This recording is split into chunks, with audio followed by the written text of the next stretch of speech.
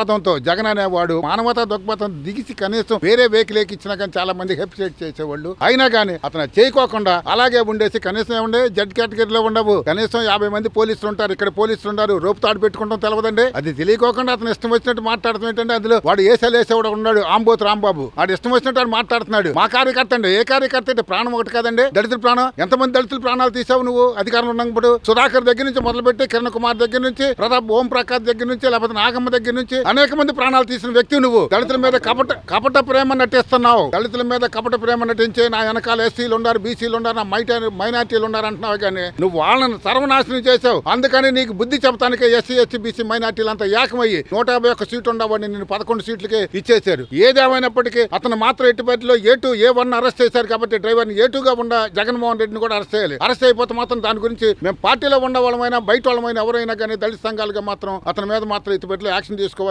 మేము ఇవాళ రేపు వెళ్ళేసి సిపి గారిని కలిసేసి అతని మీద కేసు పెడతాను కూడా మేము వెళ్తున్నామని ఈ సందర్భంగా